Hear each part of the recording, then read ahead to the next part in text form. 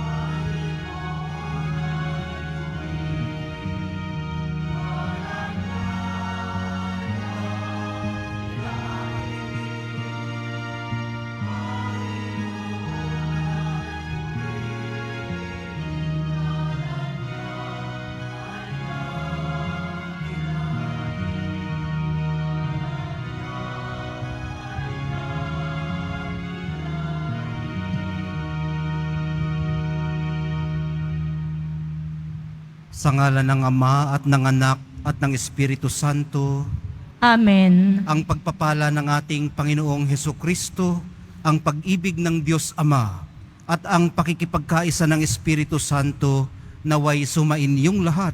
At sumaiyo rin. Magandang tanghali po sa inyong lahat. Magandang tanghali rin po, Father. Sunday of the Word of God din po ngayon, National Bible Sunday at Pro-Life Sunday. Upang tayo po ay maging marapat gumanap sa banal na pagdiriwang, aminin po muna natin at pagsisihan ang ating mga kasalanan. Inaamin ko Sa makapangyarihang Diyos at sa inyo mga kapatid, na lubha ako nagkasala sa isip, sa salita at sa gawa at sa aking pagkukulang. Kaya isinasamo ko sa mahal na Birheng Maria, sa lahat ng mga anghel at mga banal, at sa inyo mga kapatid, na ako'y ipanalangin sa Panginoong ating Diyos. kaawaan tayo ng makapangyarihang Diyos, patawarin sa ating mga kasalanan at patnubayan sa buhay na walang hanggan. Amen. Panginoon, kaawaan mo kami. Panginoon, kaawaan mo kami. Kristo, kaawaan mo kami. Kristo, kaawaan mo kami. Panginoon, kaawaan mo kami. Panginoon, kaawaan mo kami. Papuri sa Diyos sa kaitaasan.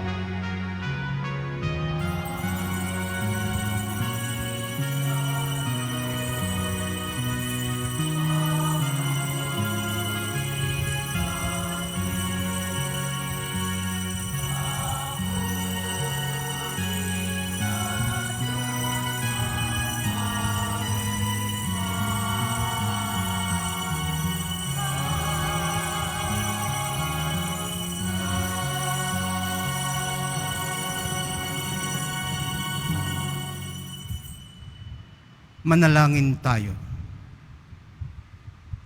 Ama naming makapangyarihan, ipagkaloob mong kami makasamba sa iyo ng may loobing taimtim na totoo, at kami rin naway magmahal sa aming kapwa-tao ng may damdaming ibinubunsod ng iyong Espiritu sa pamamagitan ni Hesukristo kasama ng Espiritu Santo magpasawalang hanggan. Amen. Magsipo muna po ang lahat. Pagbasa mula sa aklat ng Deuteronomio. Sinabi ni Moises sa mga tao, "Mula sa inyo, pipili ang Panginoon ng propetang tulad ko. Siya ang inyong pakikinggan. Ito'y katugunan sa hiling ninyo sa Panginoon nang kayo'y nagkatipon sa Horeb. Ang sabi ninyo, huwag mo nang iparinig uli sa amin ang tinig ng Panginoon, ni ipakita pa ang kakilakilabot na apoy na ito, pagkat tiyak na mamamatay kami." Sinabi naman niya sa akin, "Tama ang sabi nila, kaya pipili ako ng propetang tulad mo. Sa kanya ko ipasasabi ang ibig kong sabihin sa kanila. Sino mang hindi makikinig sa kanya ay mananagot sa akin. Ngunit tiyak na mamamatay ang propetang manganghas magsalita sa pangalan ko na hindi ko pinahihintulutan o magsalita sa pangalan ng alinmang Diyos-Diyosan." Ang salita ng Diyos. Salamat sa Diyos. Panginooy iyong dinggin, huwag niyo siyang salungatin. Panginooy, inyong dinggin, huwag niyo siyang salungatin.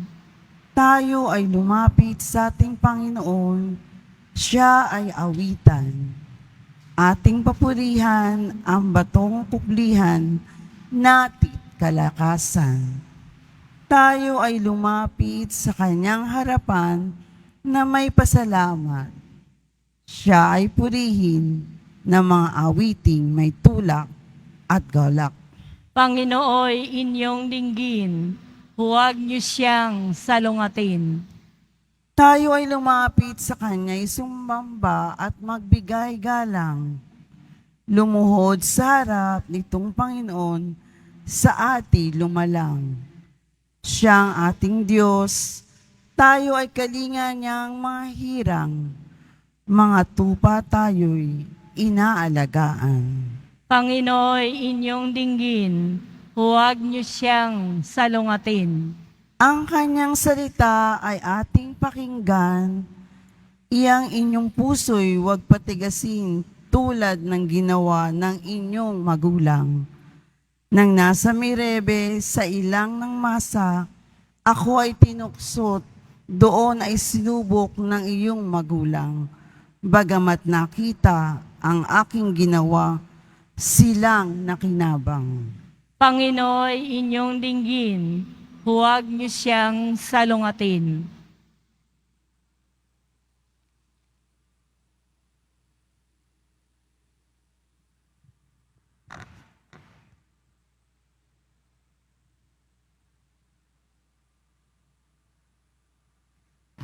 Pagbasa mula sa unang sulat ni Apostol San Pablo sa mga taga-Korinto.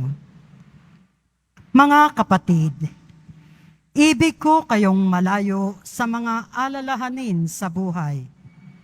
Ang pagmamaksakitan ay ang mga lalaking walang asawa ay may mga gawaing ukol sa Panginoon, sapagkat ibig niyang maging kalugod-lugod sa Panginoon. Ngunit ang pagsusumikatan ng lalaking may asawa ay ang mga bagay ng sanlibutang ito, sapagkat ibig niyang maging makalugod-lugod sa kanyang asawa.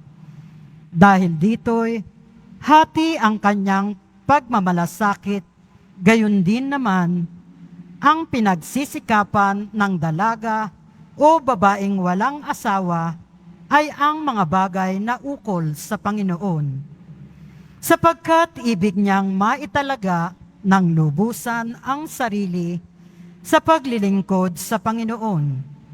Subalit, ang iniintindi ng babaeng may asawa ay ang mga bagay ng sanlibutang ito, sapagkat ibig niyang makapagbigay lugod sa kanyang asawa. Sinasabi ko ito upang tulungan kayo. Hindi ko kayo hinihigpitan. Ang ibig ko'y madala kayo sa maayos na pamumuhay at nang lubusan kayong makapaglingkod sa Panginoon. Ang salita ng Diyos. Salamat sa Diyos. Magsitayo na po ang lahat.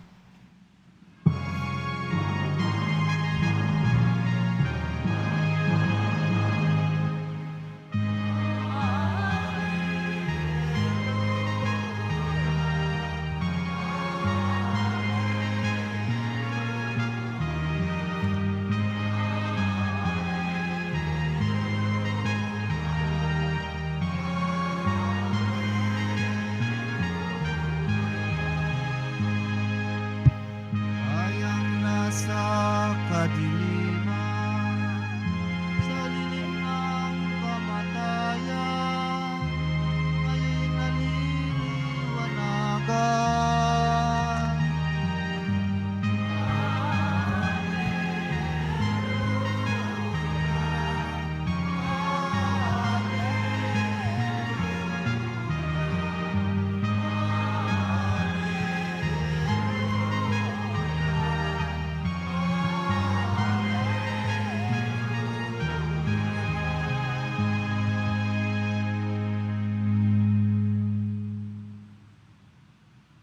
Sumainyo ang Panginoon. At sumaiyo rin. Ang mabuting balita ng Panginoon ayon kay San Marcos. Papuri sa iyo, Panginoon. Noong panahong iyon, si Jesus at ang mga alagad ay nagpunta sa Kapernaum. Nang sumunod na araw ng pamamahinga, ay pumasok si Jesus sa sinagoga at nagturo.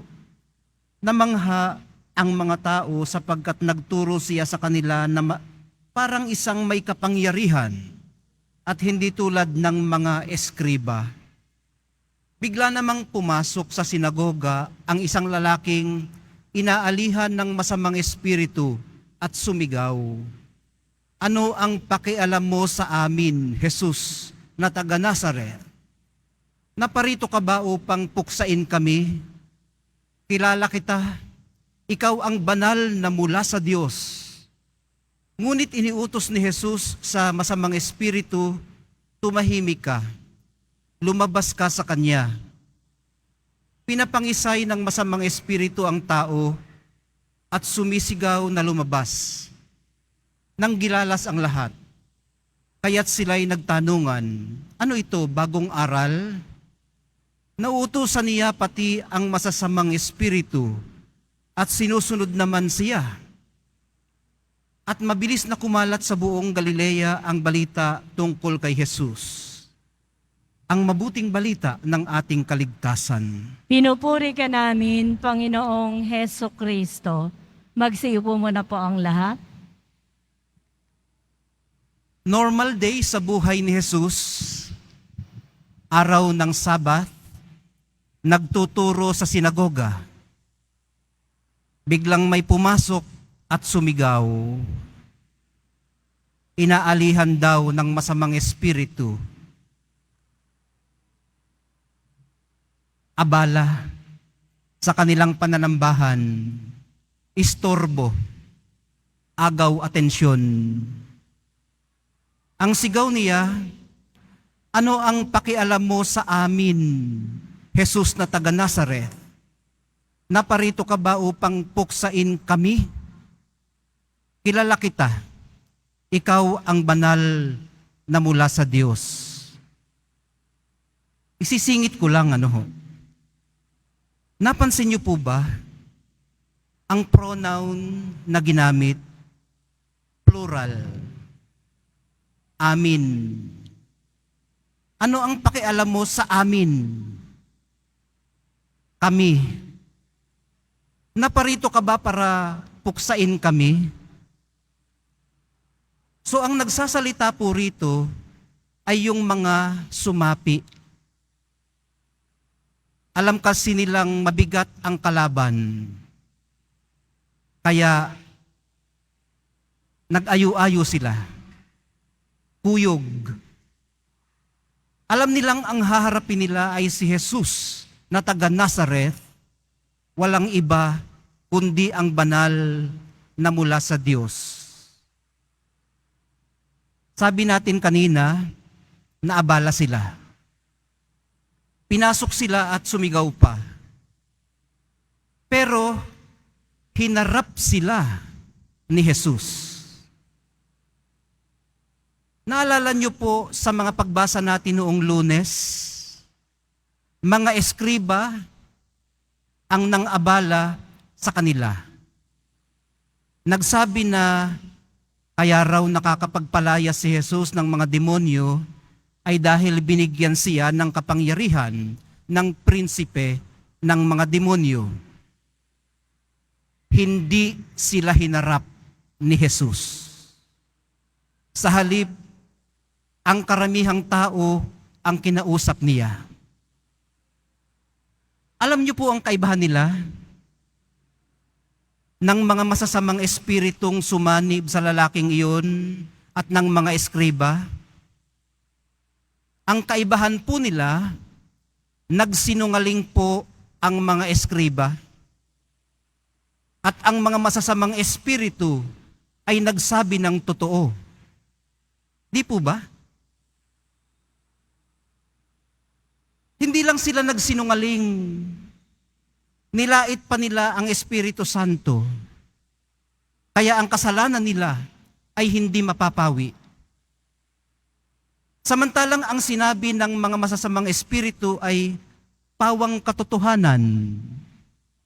Ikaw si Jesus na taga Nazareth. Totoo po. Kaya nga po ang tawag natin sa kanya ay Jesus Nazareno. Ang dagdag pa nila, ikaw ang banal na mula sa Diyos. Lalong totoo po. Dahil siya ang bugtong na anak ng Diyos. Alam ito, maging ng masasamang espiritu. Mga kapatid, pagkadurog po ng katauhan ang dulot ng masasamang espiritu. Nakita natin ito sa behavior ng lalaking biglang pumasok at sumigaw sa sinagoga. Kung nag-iisa siya sa kanyang sarili, maaring hindi niya ito nagawa. Pero dahil may mga kasama siya sa kanyang sarili, nanlaglag ang kanyang inhibition. Nawala ang kanyang hiya. Naging fragmented siya. Nagkapira-piraso ang kanyang pagkatao. Disintegrated.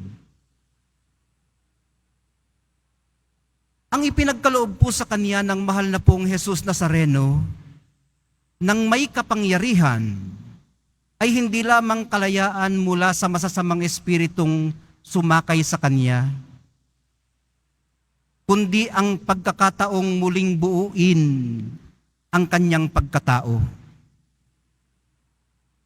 Nang sinamahan siya ng masasamang espiritu, hindi naman nila siya na paalis sa kanyang sarili.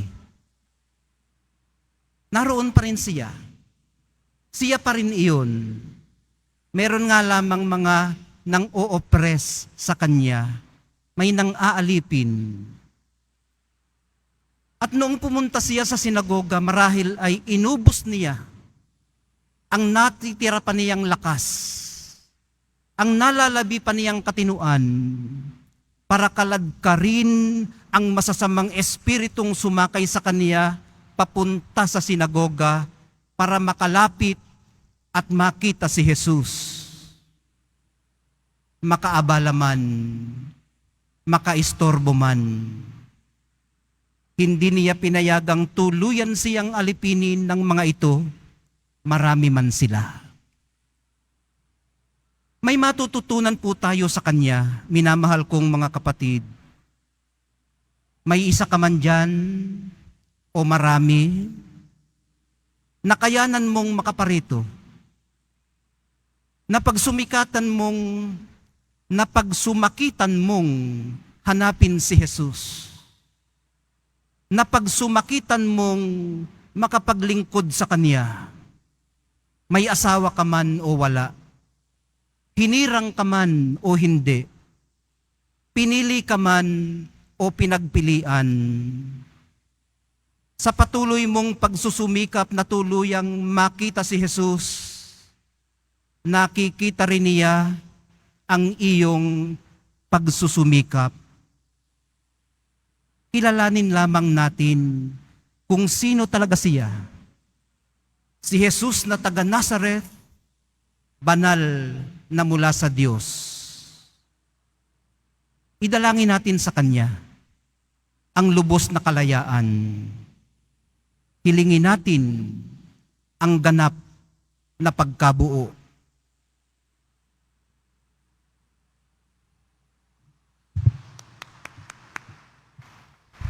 Magsitayo na po ang lahat. Sumasampalataya ako Sa Diyos amang makapangyarihan sa lahat, na may gawa ng langit at lupa, sumasampalataya ako kay Jesucristo, iisang anak ng Diyos, Panginoon nating lahat.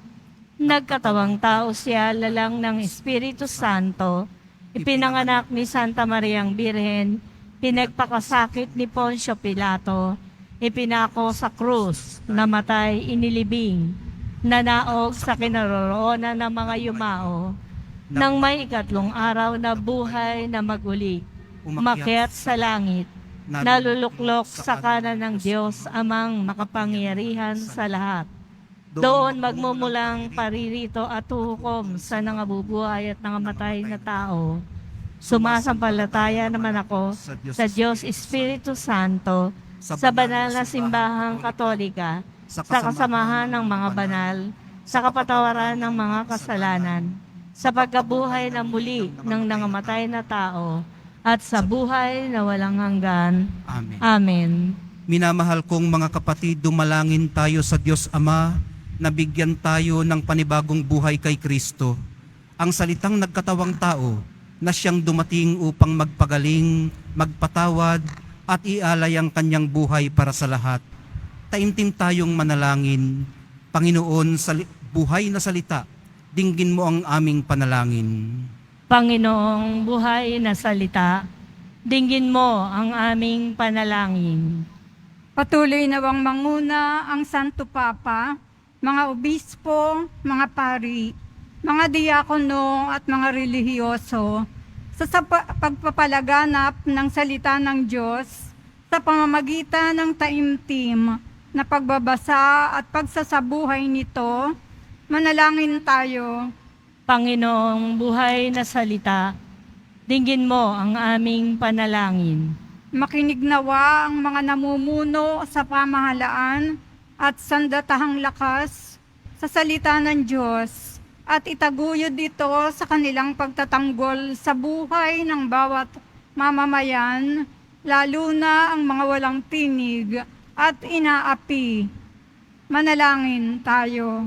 Panginoong buhay na salita, dinggin mo ang aming panalangin. Pahalagahan nawa ng kabataan ang kanilang oras at buhay, at gugulin nawa nila ang kanilang mga malayang sandali sa pakikinig, pagbabasa, at pagbabahagi ng salita ng Diyos. Manalangin tayo. Panginoong buhay na salita, dinggin mo ang aming panalangin. Magdulot nawa ang salita ng Diyos ng lakas at pag-asa sa mga nagdadalamhati, mga dukha, mga may sakit, at may kapansanan, at ang iba pang mga nagdurusa, manalangin tayo. Panginoon, buhay na salita, dinggin mo ang aming panalangin. Naway mabatid natin ang ating kakulangan sa pangalaga at pagsasaalang-alang sa ating pangkalahatang tirahan at sa mga kasama nating tumitira dito upang tayo'y maging mas mapag-arugata, maunawain. Manalangin tayo. Panginoon, buhay na salita, dinggin mo ang aming panalangin. Sa katahimikan ng ating puso ay balik natin kay Jesus Nazareno ang ating mga ipinagpapasalamat. Idulog din natin sa kanyang dambana lahat ng ating mga personal na kahilingan, lahat ng mga nagtutulak sa atin para manikluhod at magmakaawa.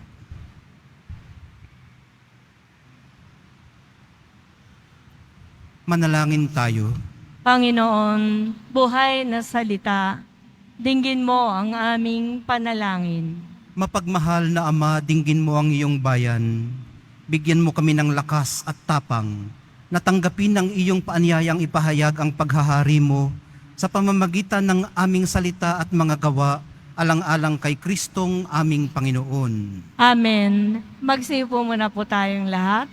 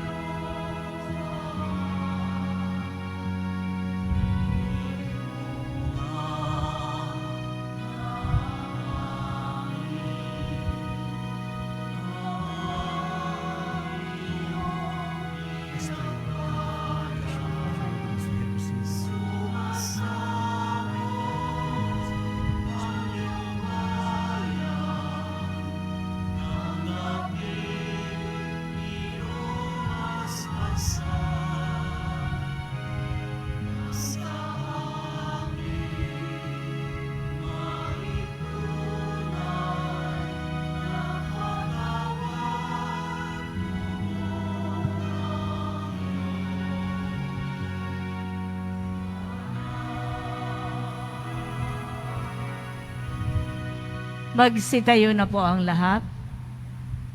Manalangin po kayo mga kapatid upang itong ating paghahain ay kalugdan ng Diyos Amang makapangyarihan. Tanggapin nawa ng Panginoon itong paghahain sa iyong mga kamay, sa kapurihan niya at karangalan sa ating kapakinabangan at sa buong sambayanan niyang banal. Ama naming lumikha, ang mga alay na ngayoy aming inihahanda sa hapag na ito na iyong dambana ay iyong tanggapin at gawaran ng pagpapala upang mapagsaluhan namin ang kaligtasan mong ginawa sa pamamagitan ni Hesukristo kasama ng Espiritu Santo magpasawalang hanggan. Amen. Sumainyo ang Panginoon. At sumaiyo rin. Itaas sa Diyos ang inyong puso at diwa. Itinaas na namin sa Panginoon. Pasalamatan natin ang Panginoong ating Diyos. Marapat na siya ay pasalamatan. Ama naming makapangyarihan, tunay ngang marapat na ikaw ay aming pasalamatan sa pamamagitan ni Hesukristo na aming Panginoon. Siya ay naging kapwa naming maaasahan upang may mangunang umako sa pananagutan dahil hangad mong magbago ang kinamihas ng pagkakanya-kanya ng sangkatauhan. Bunga ng pagtitiis, siya ay nanaig, at ang kamatayan ay kanyang nalupig. Kaya't siya ang aming daan para aming masapit ang iyong tapat at maaasahang pag-ibig. Kaya kaisa ng mga anghel na nagsisiawit ng papuri sa iyo, nang walang humpay sa kalangitan, kami nagbubunyi sa iyong kadakilaan.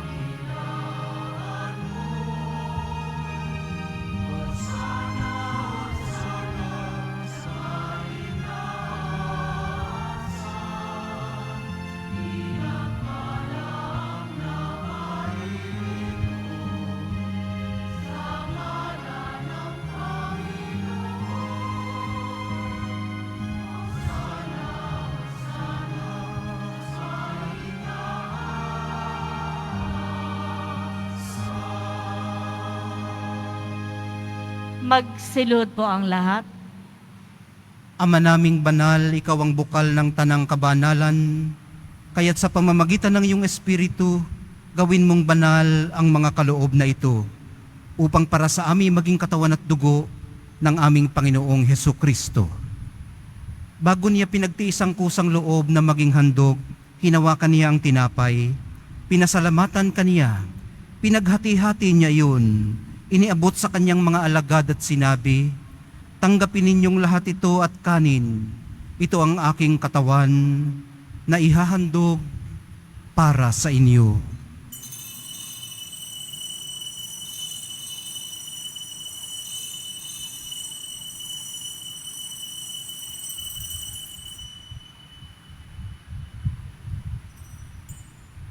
Gayon din naman noong matapos ang hapunan, hinawakan niya ang kalis. Muli kanyang pinasalamatan. Iniabot niya ang kalis sa kanyang mga alagad at sinabi, tanggapin ninyong lahat ito at inumin. Ito ang kalis ng aking dugo, ng bago at walang hanggang tipan, ang aking dugo na ibubuhos para sa inyo at para sa lahat. Sa ikapagpapatawad ng mga kasalanan, gawin ninyo ito sa pag-alaala sa akin.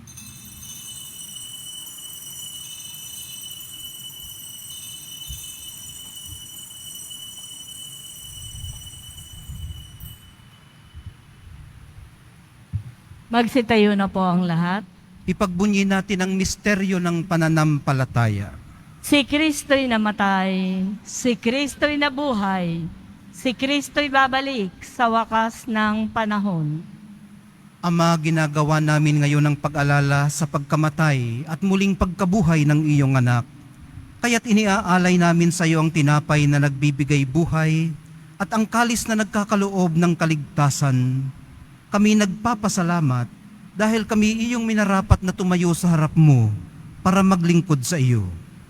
Isinasamo namin kaming magsasalo-salo sa katawan at dugo ni Kristo ay mabuklod sa pagkakaisa sa pamamagitan ng Espiritu Santo.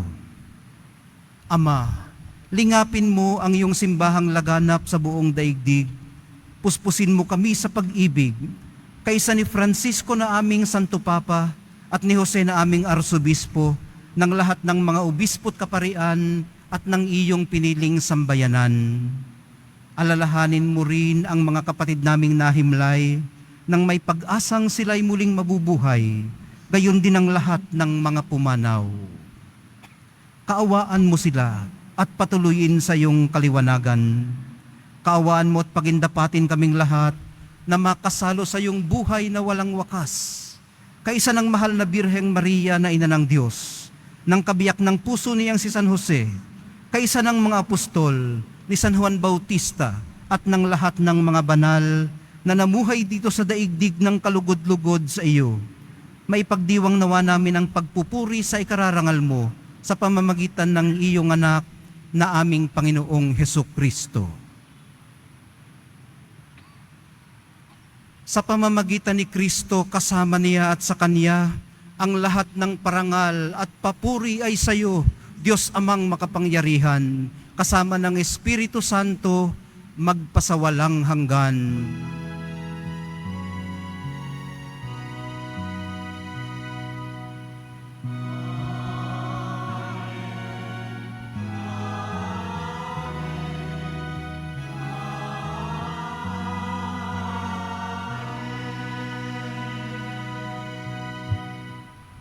Sa tagubilin ng mga nakagagaling na utos at sa turo ni Jesus na Panginoon natin at Diyos, ipahayag po natin ng lakas loob. Ama namin, Sumasalangit ka, sambahin ang ngalan mo, mapasa amin ang kaharian mo, sundin ang loob mo dito sa lupa para nang sa langit. Bigyan mo kami ngayon ang aming kakanin sa araw-araw, at at patawarin mo kami sa aming mga sala, para ng pagpapatawad namin sa nagkakasala sa amin. At huwag mo kaming ipahintulot sa tukso, at iadya mo kami sa lahat ng masama. Hinihiling po namin kami iadya sa lahat ng masama pagkalooban ng kapayapaan araw-araw, iligtas sa kasalanan at ilayo sa lahat ng kapahamakan, samantalang aming pinananabikan ang dakilang araw ng pagpapahayag ng tagapagligtas naming si Hesu Kristo. Sapagkat iyo ang kaharian at ang kapangyarihan at ang kapurihan magpakailanman. Amen. Panginoong Hesu Kristo, sinabi mo sa iyong mga apostol, kapayapaan ang iniiwan ko sa inyo, ang aking kapayapaan ang ibinibigay ko sa inyo. Tunghayan mo ang aming pananampalataya at wag ang aming pagkakasala. Pagkalooban mo kami ng kapayapaan at pagkakaisa ayon sa iyong kalooban, kasama ng Espiritu Santo, magpasawalang hanggan. Amen. Ang kapayapaan ng Panginoon ay laging sumainyo. At sumaiyo rin. Magbigayan po kayo't maghangad ng kapayapaan sa isa't isa.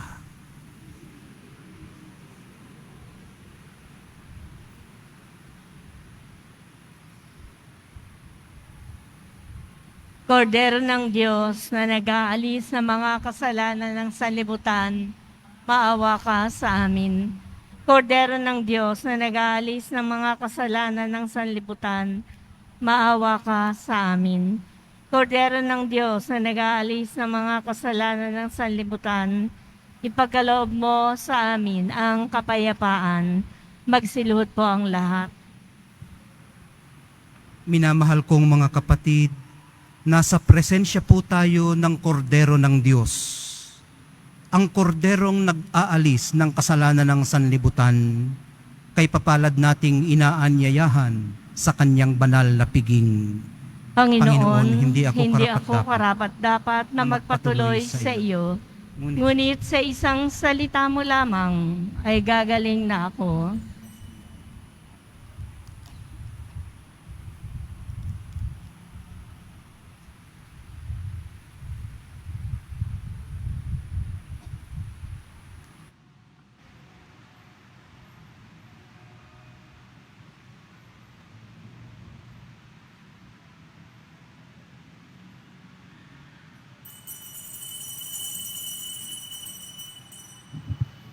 Para po sa lahat ng tatanggap ng banal komunyon, sasagot po tayo ng amen. Pagkasabi po ng pari o ng lay ministers ng katawan ni Kristo at isubo po agad sa bibig bago umalis sa harapan ng pari o ng lay ministers. Sumunod po tayo at maraming salamat po.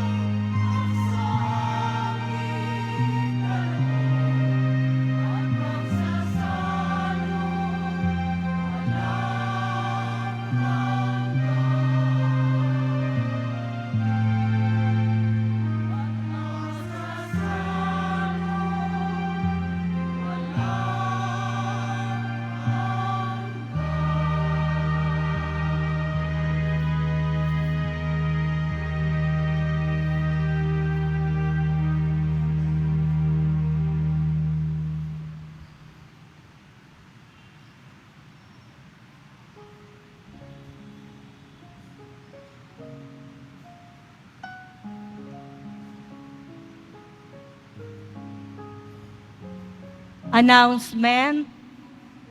Ang lahat po ay inaanyayahan, lalo na po ang mga ministries, organization, HDN, at mga samahan ng ating simbahan sa darating na Enero 29, 2024, Lunes po.